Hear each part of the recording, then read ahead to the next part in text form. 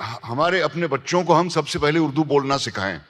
अंग्रेजी तो वो स्कूल में सीख ही जाएंगे, क्योंकि मैं नहीं चाहता कि वो नीचे जो आएगा जाएगा टाइप की हिंदी बोलनी शुरू करें। इनका जो उर्दू के प्रति प्रेम है वो बताने की जरूरत नहीं है, बहुत समय से दिखा रहे हैं। लेकिन ये प्रेम कैसा है कि दूसरी भाषाओं को थोड़ा नीचे करके अपने वाले को सुपीरियर दिखाया जाए। कुछ लोग ऐसे ही बताते हैं कि बहुत सभ्य भाषाओं में नहीं आती, वैश्यालय वगैरह में भी उर्दू का इस्तेमाल बहुत ज़्यादा हुआ करता था, राजा लोगों के मौज मस्ती की लैंग्वेज भी बनती चली गई थी। तो एक तरीके से सिनेमा, पुरानी रचनाएं, गालिब और शायरों की, इन सब का एक इन्फ्लुएंस रहा कि लोगों ने ये समझने लगे कि यार क्या खूबसूरत भाषा है ये उर्दू। दुनिया में 90 मिलियन मराठी स्पीकर्स हैं और ये 90 मिलियन सारे भारत में नहीं है, 25 मिलियन के आसपास तो इंडिया के बाहर बोलते हैं। हमारी जो भारतीय मूल भाषाएं हैं, इनकी सबसे खूबसूरत सुंदर बात ये है कि ये ज़्यादातर भगवान को डेडिकेटेड है। यहाँ के जो संत हुआ करते थे वो किसी राजाओं की चापलूसी से ज़्यादा भगवान के प्रति लिखा करते थे। इसीलिए ज़्यादातर नसरुद्दीन शाह जैसे लोग पसंद नहीं करेंगे इस भाषा को। रीज़न इसका यही है क्योंकि वो तो भगवान को मानते ही नहीं ना, उनका प्यार तो उर्दू है। हरे कृष्णा, कैसे हैं आप लोग? बहुत दिनों बाद आपसे मुलाकात हो रही है। हाँ, क्योंकि लास्ट जो शॉर्ट फिल्म हमने बनाई थी उसमें काफ़ी ज़्यादा थक गए थे, तो फिल्म तो 1 घंटे की बन गई पर अपनी हालत ख़राब हो गई। बाय द वे, मूवी देखी आपने? विकल्प जरूर देखना, लिंक डिस्क्रिप्शन में है, आपको अच्छी लगेगी। कुछ हट के करने की कोशिश थी। और आज हम बहुत इंपॉर्टेंट टॉपिक के ऊपर बाय द वे बात करने वाले हैं। वो टॉपिक है उर्दू वर्सेस मराठी। एक प्रोपेगेंडा चल रहा है, दिखाने की कोशिश ऐसे चल रही है कि जो उर्दू है वो थोड़ी सुपीरियर है। पर्शियन भाषाओं की वजह से जो मराठी है वो और अच्छी इवॉल्व हुई है, तो उस पर भी अरब का काफ़ी अच्छा हाथ रहा है। और ये जो प्रोपेगेंडा रन करने की कोशिश की गई है, ये एक ऐसी संस्था है जो भारत में काफ़ी समय से साधु का भेष लिए काम कर रही है। मैं भी रिसेंटली उनके इवेंट में होकर आया और मैंने जब देखा तब मुझे पता चला कि ओके, इस तरीके से anti India, anti Hindu propaganda Bharat में रन किए जाते हैं। तो इन सब के ऊपर बात करेंगे, पर उससे पहले आप ये वीडियो देखिए। और बंबई में कोई भी जबान खालिस तरह से नहीं बोली जाती, मराठी तक नहीं। तो इसीलिए हमने कोशिश की कि हमारे अपने बच्चों को हम सबसे पहले उर्दू बोलना सिखाएं। अंग्रेजी तो वो स्कूल में सीख ही जाएंगे, क्योंकि मैं नहीं चाहता कि वो नीचे जो आएगा जाएगा टाइप की हिंदी बोलनी शुरू करें। और हुआ यही। तो इस वीडियो में आप देख सकते हैं जो नसरुद्दीन शाह हैं, ये बॉलीवुड के जाने माने एक्टर हैं। इनका जो उर्दू के प्रति प्रेम है वो बताने की जरूरत नहीं है, बहुत समय से दिखा रहे हैं। लेकिन ये प्रेम कैसा है कि दूसरी भाषाओं को थोड़ा नीचे करके अपने वाले को सुपीरियर दिखाया जाए। तो ये सब मैं आज अच्छे से एक्सपोज करूंगा। और उससे पहले आपको मैं एक वीडियो दिखाना चाहता हूँ। ये मैं तेरे को मान लिया ना हिंदी में बात करके, तो मेरे को तो सम्मान लेना चाहिए ना महाराष्ट्र में मराठी बोल के। कितने साल हो गए तेरे को जॉब करके यहाँ पे? 2 साल। कितने साल हो गए? 2 साल हो गए। हाँ, मराठी क्यों नहीं सीखा? मराठी का नाही येत तुला? कधी शिकणार? कधी शिकणार मराठी? इस वीडियो में आप देख सकते हैं छत्रपति महाराज के पोशाक पहन के एक आदमी, एक बिहार के एक आदमी को कैसे डोमिनेट कर रहा है, डरा रहा है। क्यों? क्योंकि वो मराठी नहीं बोल पाता। एक और वीडियो देखिए। You are telling me that I need to speak in Marathi. Yes, you want to do that? Please do that. What's your name? Whatever my name is. What's your You're name? going to Mumbai, you should know Marathi first of all. No, I don't speak Marathi. You know English? I will not. ऐसे बदतमीजी क्यों कर रही है? बोल रही है मराठी बोल। What is this? What is this? वो बोल रही है बदतमीजी नहीं। ये देखिए, बोल रही है मुंबई उतरिए, आपको बदतमीजी दिखाते हैं। ये क्या तरीका होता है? बदतमीजी क्या होती है? इस वीडियो में आप देख सकते हैं एक व्लॉगर है जो मुंबई जा रहा है। फ्लाइट में ही एक महिला उसको डराने लगती है कि तू मराठी नहीं बोलता, तू पहुंच, मुंबई बताती हूँ। ये उन सभी छोटे मोटे लोगों को डराते धमकाते हैं जो महाराष्ट्र या मुंबई जाते हैं कमाने, खाने या घूमने। उनको हिंदी ना आने पे धमका देते हैं। लेकिन एक पूरी इंडस्ट्री है बॉलीवुड, इनमें से किसी को नहीं आती, मोस्टली लोगों को नहीं आती मराठी लैंग्वेज। लेकिन इनके साथ फोटो लेने के लिए, ऑटोग्राफ लेने के लिए ये लोग मरते रहते हैं। राज ठाकरे को पता नहीं है कि नसरुद्दीन शाह ने काफी समय पहले मराठी को लेकर ऐसे स्टेटमेंट दिए। और बंबई में कोई भी जबान खालिस तरह से नहीं बोली जाती, मराठी तक नहीं। तो इसीलिए हमने कोशिश की कि हमारे अपने बच्चों को हम सबसे पहले उर्दू बोलना सिखाएं। कि मराठी जबान जो है वो शायद इतनी रिच ना होती अगर उसमें सैकड़ों फारसी के लफ्ज ना होते। उसके खिलाफ तो इसने कुछ नहीं किया। लेकिन इसकी सेना सभी हिंदी वाले लोगों को मारती पीटती रहती है क्योंकि वो मराठी नहीं बोलते। पर जो बड़े बड़े लोग हैं जो तुम्हारे शहर में तुम्हारे घर में लेके तुम्हारी लैंग्वेज का मजाक उड़ा दे रहे हैं, उसका कुछ नहीं करना, क्यों? दम नहीं है क्या? चलो हम थोड़ा दम दिखा देते हैं। मैं आज इस टॉपिक को बात करूंगा कि उर्दू एक्चुअली उतनी ज़्यादा सुपीरियर लैंग्वेज है जिस तरीके से बॉलीवुड में गानों में और ये नसरुद्दीन शाह जिस तरीके से प्रमोट कर रहे हैं, और क्या सच में पर्शियन लैंग्वेज का इन्फ्लुएंस मराठी भाषाओं पे रहा और मराठी को उसने बेहतर किया है, ऐसा कुछ है क्या? चलिए आज समझते हैं। मेरा नाम दीप जायसवाल, आप देख रहे हैं शिक्षार्थ का यूट्यूब चैनल, आपका स्वागत है।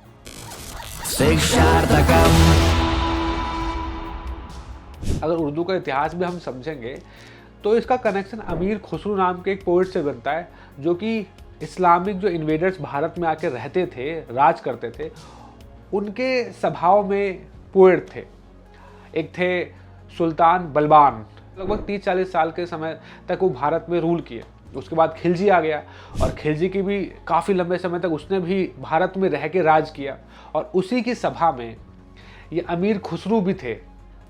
और अब समस्या ये उस समय एक आ रही थी कि ये जितने भी इस्लामिक इन्वेडर्स जो भारत में आते थे, कुछ समय रूल करते थे और वापस चले जाते थे, ये सब के सब मोस्टली पर्शियन बोलने वाले भाषा यूज़ करते थे। अरब से आते थे, पर्शियन बोला करते थे। तो इनको एक डिफ़िकल्ट ये भी था कि यहाँ की जो भारत भूमि के लोग हैं ये तो ज़्यादातर हिंदी वाले हैं और दूसरी भाषाओं वाले हैं। हमें आती नहीं है इतनी अच्छे से इनकी भाषा, और इनको नहीं आती इतने अच्छे से हमारी भाषा। तो एक कनेक्टिव लैंग्वेज हमें चाहिए, और वो लैंग्वेज बनी उर्दू। अमीर खुसरू को ये टारगेट दिया गया कि कुछ बनाओ, तो इसने एक उर्दू का निर्माण किया। पर्शियन, अरेबिक के बहुत सारी भाषाओं से शब्द उठाए गए, भारत के कुछ भाषाओं से इंस्पिरेशन ली गई और एक शब्द बने, एक भाषा बनी उर्दू, जिसका प्राइमरी पर्पस सिर्फ इतना ही था कि जो इस्लामिक इन्वेडर्स या जो किंग्स हैं जो भारत में रूल कर रहे हैं, उनको हेल्प करे यहाँ पे बने रहने में, यहाँ के लोगों से कनेक्ट कर पाने में। तो एक मीडियम लैंग्वेज से ज़्यादा कुछ नहीं थी। आप मानोगे नहीं, जितने भी इस्लामिक इन्वेडर्स किंग्स आए, फिर मुगल्स भी आए और एक लंबे समय तक यहाँ रहे, कुछ काल तक रहते थे, चले जाते थे, जैसे खिलजी वगैरह हो गए, और कुछ ऐसे भी थे जैसे औरंगजेब, अकबर, ये यहाँ पर आए और फिर यहीं बस गए और कई पीढ़ियों तक यहीं रहे, और इन्होंने भी उर्दू का यूज़ किया। लेकिन आप मानोगे नहीं, जितने भी मुगल्स आए, जितने 100 of years तक रहे, उनमें से किसी ने भी उर्दू को कभी भी एज अ मेन लैंग्वेज के रूप में स्थापित नहीं किया। बस उनका था कि हमें पर्पस सॉल्व हो जाए कि हाँ एक कनेक्टिव लैंग्वेज है, बस। हाँ, अब इतने लंबे समय तक ये लोग रहे तो इनकी भी संख्या बढ़ी, इनके लोग भी बढ़े, तो वो उर्दू का इस्तेमाल करते थे। और उर्दू बेसिकली राज्य सभाओं में एक तरीके से बोले जाने वाली लैंग्वेज बनी। साथ साथ जो वैश्याल्य हो गए, कुछ लोग ऐसे ही बताते हैं कि बहुत सभ्य भाषाओं में नहीं आती, वैश्याल्य वगैरह में भी उर्दू का इस्तेमाल बहुत ज़्यादा हुआ करता था। राजा लोगों के मौज मस्ती की लैंग्वेज भी बनती चली गई थी, तो चापलूसी की लैंग्वेज बनी, कनेक्टिव लैंग्वेज बनी, फिर बिगड़ के वैश्याल्यों की भी लैंग्वेज बन गई। तो इस तरीके से उर्दू बनी। लेकिन उर्दू एक तरीके से फेमस हो गई कि क्या उर्दू भाषा है, क्या इसमें लोगों ने लिखा है, क्या अल्फाज हैं, जब मिर्ज़ा गालिब टाइप के लोग आए। मिर्ज़ा गालिब और उस समय के और भी कुछ शायर थे जो बहुत अच्छा बोला करते थे, अच्छा लिखा करते थे, तो उनके रचनाएं उर्दू में वायरल हुई और आज भी पढ़ी जाती हैं। इनकी वजह से उर्दू का एक तरीके से वो नाम हो गया कि यार उर्दू में क्या बोलते हैं, तो उर्दू एक खूबसूरत भाषा भी हो गई। तो समय के साथ साथ उर्दू में भी इस तरीके से चेंजेस आया। लेकिन इन सभी समय के दौरान कभी भी Urdu as a main primary language consider नहीं की गई। वो हमेशा से कनेक्टिव लैंग्वेज ही था कि हाँ भाई इन लोगों से, भारतीय लोगों से कनेक्ट करने के लिए एक भाषा बनाई गई है। ये मेन भाषा पता है कब बनी? जब ब्रिटिशर्स इंडिया आए थे। जब ब्रिटिशर्स इंडिया आए, उन्होंने कानून व्यवस्था बनाना स्टार्ट किया, तो हिंदूज के लिए उन्होंने हिंदी में कानून बनाए और मुसलमानों के लिए उर्दू में। तो सिर्फ और सिर्फ कानून और लॉज के लिए उर्दू का इस्तेमाल किया जाने लगा, लेकिन फिर भी ऑफिशियल लैंग्वेज एज उर्दू को कभी कंसीडर नहीं किया गया था। अब अंग्रेजों ने जब इसको एक सीरियस लैंग्वेज की कैटेगरी में डाल दिया तो जाहिर सी बात है अब ये एक बहुत बड़ा कारण भी बन गया आगे चल के भारत के बंटवारे का, कि मुस्लिम लोगों ने कहा कि हम अपनी उर्दू लैंग्वेज को रखना चाहते हैं और हमें अपना एक उर्दू स्पीकिंग कंट्री चाहिए। तो रीज़न तो उनके पास बहुत सारे थे भारत के टुकड़े करने का, और एक और रीज़न उर्दू भी बन गया। तो जो भाषा कभी एक कनेक्टिंग लैंग्वेज था, वो आगे चल के भारत के तोड़ने का कारण भी बन गई। इतना है उर्दू का हिस्ट्री।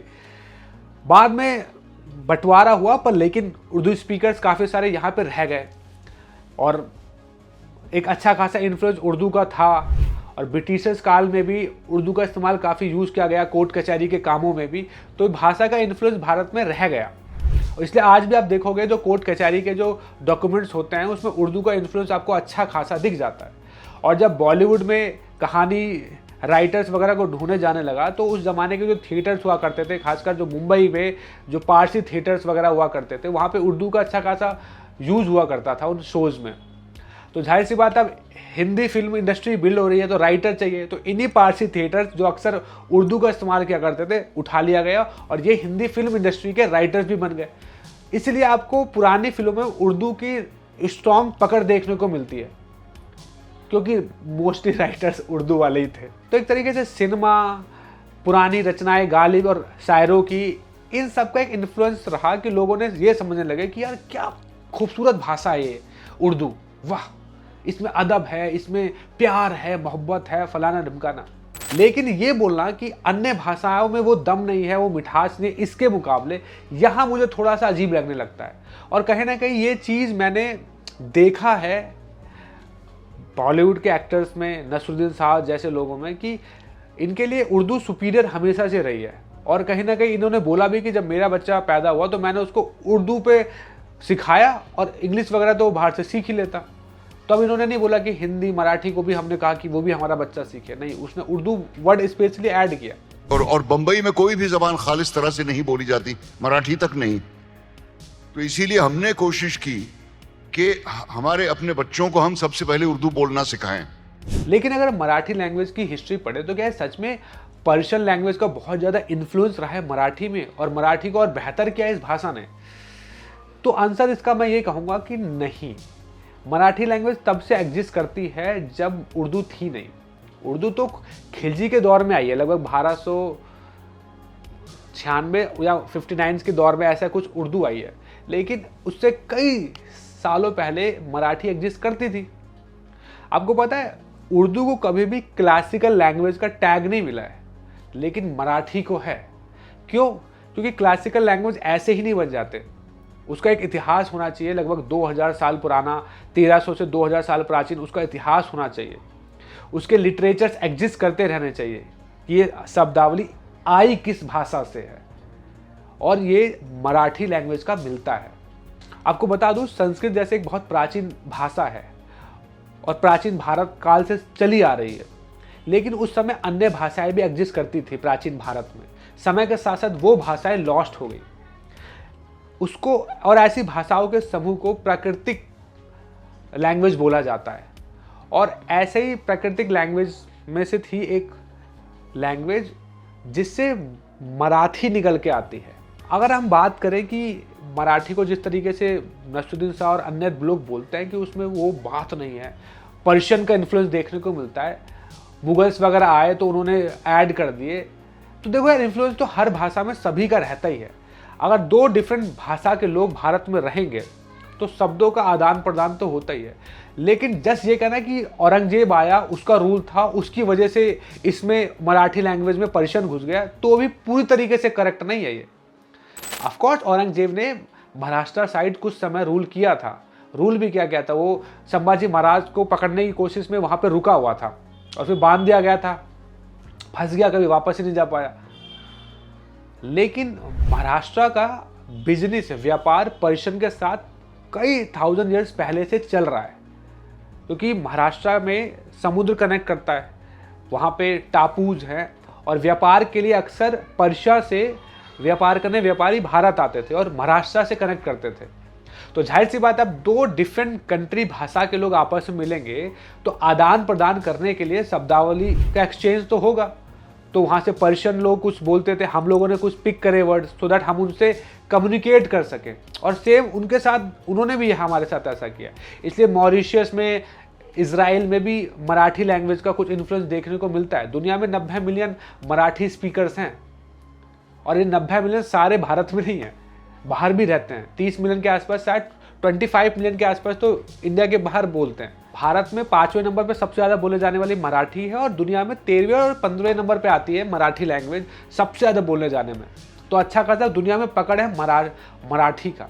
ये बोलना कि पर्शियन के शब्द लेके हमने अपनी मराठी और बेहतर करी है, ये गलत है।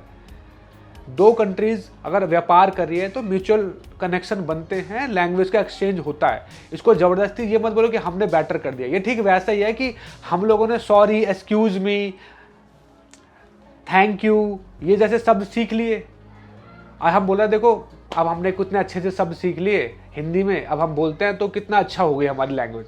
नहीं, हमने उनके साथ व्यापार करना तो कुछ वर्ड्स का एक्सचेंज किया है। इसको ज़बरदस्ती ये मत बोलो कि हमने उनसे लेके अपने आप को बेहतर कर लिया है। आपको बता दूं मराठी लैंग्वेज एनीवे भी एक कंप्लीट परफेक्ट लैंग्वेज है। समय समय पे कितने महान महान संतों ने और पोएट्स आए हैं मराठी लैंग्वेज की तरफ से, जिन्होंने एक से एक बेहतर काव्यों की रचना की है। उदाहरण के तौर पे मुकुंदराज हो गए, जो 13वीं सेंचुरी में आए थे, एक पोएट थे और मराठी में उन्होंने कितने सुंदर सुंदर काव्यों की और किताबों की रचना की। फिर आए संत ज्ञानेश्वर जी, जो 13वीं सेंचुरी में ही आए थे और उन्होंने भी भगवत गीता के ऊपर कमेंट्री करी है मराठी लैंग्वेज में। संत एकनाथ आए, जो 16वीं सेंचुरी में थे, पोएट थे, डिवोशनल सॉन्ग्स लिखे। तुकाराम जी 18वीं सेंचुरी में आए और उनकी तो क्या ही बात करें, कितने सुंदर सुंदर उन्होंने काव्यों की रचना की है, गीत गाए हैं विठल जी के ऊपर और बहुत कुछ। इन सब के लिखे हुए लिटरेचर्स कंप्लीट हैं, उनमें कोई फ्लॉ नहीं है कि यार ये बात नहीं है, मिठास नहीं है। आप पढ़ के देखिए, किसी वैष्णव भक्त से बोलना जो विठल जी की कथाएं तुकाराम के गीतों के माध्यम से समझते हैं तो उनके लिए वो अमृत से कम नहीं है। लेकिन हाँ, अब आपका प्यारी उर्दू की तरफ अति है तो जाहिर सी बात है आपको क्या समझ में आएगा। हमारी जो भारतीय मूल भाषाएं हैं, इनकी सबसे खूबसूरत सुंदर बात यह है कि ये ज़्यादातर भगवान को डेडिकेटेड है। यहाँ के जो संत हुआ करते थे वो किसी राजाओं की चापलूसी से ज़्यादा भगवान के प्रति लिखा करते थे। इसीलिए ज़्यादातर नसरुद्दीन शाह जैसे लोग पसंद नहीं करेंगे इस भाषा को। रीज़न इसका यही है क्योंकि वो तो भगवान को मानते ही नहीं ना, उनका प्यार तो उर्दू है। और अब मैं बताता हूँ कि ये जिस प्लेटफॉर्म पे बैठे हैं, जहाँ पे ये इतनी बड़ी बड़ी बातें कर रहे हैं, ये रेखता नाम के एक ऑर्गेनाइजेशन है जिसने इवेंट ऑर्गेनाइज किया था उर्दू के ऊपर, उर्दू लैंग्वेज के ऊपर। और इन्होंने मिर्ज़ा गालिब का कैरेक्टर प्ले किया था एक ज़माने में, तो ये भाई साहब को बुलाया गया था। और मैं भी एक बार रेखता के एक इवेंट में गया था। मेरा एक फ्रेंड है, वो अक्सर डिफरेंट इवेंट्स में जाते हैं अगर कोई बुक से रिलेटेड होता है, तो मैं भी गया। हिंदी साहित्य के ऊपर रेखता ने इवेंट रखा हुआ था जहाँ पे बहुत सारे स्टूडेंट्स आए हुए थे, मैं भी चला गया। आप मानोगे नहीं, हिंदी साहित्य के आड़ में ये ऑर्गेनाइजेशन क्या करती है। वहाँ पे मैं जाके देखता हूँ हिंदी साहित्य की बात कर रहे बहुत सारे मौलवी लोग बैठे हैं, मौलाना स्टूडेंट्स बैठे हैं, मदरसा के स्टूडेंट बैठे हैं। मुझे लगा बढ़िया यार, लगता है ओपन माइंडेड लोग हैं, उसी दूसरी भाषाओं के प्रति भी अटेंशन दे रहे हैं। और फिर सडनली मैं वहाँ सुनता हूँ कि गौ रक्षक तो हथियारे हैं। फिर मैं सुनता हूँ मोदी जी के खिलाफ बातें हो रही है। सडनली फलस्तीन जिंदाबाद होने लगता है। सडनली एक लेफ्ट विंग का आदमी आके बोलता है कि लेफ्ट से अच्छा कुछ नहीं है, राइट वाले बेवकूफ़ है। और वो इस तरीके की भाषाएं चलने लगी। कविताएं हो रही हैं, हिंदूज को टारगेट किया जा रहा है। फिलॉसफीज हिंदूज को टारगेट की जा रही है। सपोर्ट पैलेस्टीन के प्रति दिखाया जा रहा है। और ये सब हिंदी साहित्य की आड़ में किया जा रहा है और बड़े पोलाइटली ब्रेन वॉश किया जा रहा है। वहाँ पे ये हो रहा था। तो ये रेखता जो है, जिसने उर्दू का इवेंट ऑर्गेनाइज किया था जिसमें नसरुद्दीन शाह आया, इसका पर्पस ये नहीं था कि उर्दू बेहतर बताना। इसका पर्पस ये होता है इनके इवेंट का कि हिंदी भाषाओं से उर्दू बेहतर है ये बताना। तो जाहिर सी बात है, रेखता जो anti India, anti government, anti Hindu events organise कराती ही है और प्रो पैलेस्टीन मूवमेंट्स को सपोर्ट करती है, इनके पास पैसा कहाँ से आ रहा है? जाहिर सी बात है इस्लामिक कंट्रीज से, पाकिस्तान से। पाकिस्तान तो वैसे ही बोलता है कि सर हमें खाने को पैसा मिले या ना मिले, हम इंडिया में कुछ ना कुछ परेशानी क्रिएट करते रहेंगे। मैं ये नहीं कह रहा कि मैं जो बोला 100% सही है, मैं तो अनुमान लगा रहा हूँ। मैंने जो वहाँ देखा उसके बेसिस पे मेरे को लगता है कि ऑफकोर्स विदेशी ताकतें फंड कर रही होंगी इनको। तो ये है पूरा नेटवर्क कि एक संस्थाएं हैं जो उर्दू के आड़ में अन्य भाषाओं को नीचा दिखाना चाहती है और ऐसे एक्टर्स को इनवाइट करती हैं जिनका सॉफ्ट कॉर्नर उर्दू के प्रति हो, पाकिस्तान के प्रति हो, क्योंकि ये इजी लोग हैं ना, आ जाएंगे और बस अपना प्रोपेगेंडा रन करती हैं। नेक्स्ट टाइम रेखता का कोई इवेंट आप देखें तो इसमें जाइए और दबा के तमाशा करिए और सबको डिस्टर्ब करिए। खैर मैं यही रोकता हूँ। आपको मेरी आज की वीडियो कैसी लगी? उर्दू का इतिहास, थोड़ा मराठी का भी बात की मैंने, आपको कैसा लगा? मराठी के प्लेज मैंने सुना है बहुत अच्छे होते हैं, अच्छा काम कर रहे हैं मराठी। मुझे तो ऐसा लगता है कि इवन जो वैष्णव भक्त हैं वो मराठी गीतों को जो भगवान विट्ठल के लिए तुकाराम जी ने गाए वो सुनना चाहिए, उसके मीनिंग्स पढ़ने चाहिए, बहुत ज़रूरी है। इससे एक मराठी कल्चर के प्रति हमारे हृदय में एक कॉर्नर जागेगा, एक सॉफ्ट कॉर्नर बनेगा। At the same time Marathi language के प्रति भी अंडरस्टैंडिंग बढ़ेगी। तो मैंने भी सोचा है तुकाराम जी के लिए मैं एक किताब लेकर आया हूँ, मैं वो पढ़ूंगा, उनकी रचनाएं भी पढ़ूंगा। और इतना ही बोलना चाहूँगा, जितने भी राज ठाकरे और उनके लोग हैं जो थप्पड़ मार मार के लोगों को मराठी सिखाना चाहते हैं, प्यार से भी बोलोगे ना और एक जेन्युइन इन्वायरमेंट क्रिएट करोगे, एसोसिएशन अच्छा दोगे जहाँ पे एक व्यक्ति आके सीख सके, शुरुआत कर सके कहाँ से सीखना है मराठी। लोगों को सीखने में प्रॉब्लम नहीं है, आप जिस तरीके से अप्रोच कर रहे हो वैसे तो कभी कोई रिस्पेक्ट नहीं करेगा आपके कल्चर की। रेखता जैसे एंटी इंडिया ऑर्गेनाइजेशंस इतने प्यार से अपना काम कर रहे हैं, आप ऐसी हरकत कर रहे हो तो कैसे काम चलेगा? अगर आपको मेरी बात सही लगी तो वीडियो को लाइक कीजिएगा, वीडियो को शेयर कीजिएगा और कमेंट करके बताना कि कुछ पॉइंट अगर मैं भूला हूँ तो आप कमेंट कर दीजिएगा। बाकी आप डोनेट कर सकते हैं हमारे चैनल को, आप लोग डोनेट करते हैं तब जैसे मेरे जैसे क्रिएटर कुछ अच्छा बना पाते हैं। बाकी मेरी शॉर्ट फिल्म जरूर देखिएगा, विकल्प अच्छी लगी आपको। हरे कृष्णा।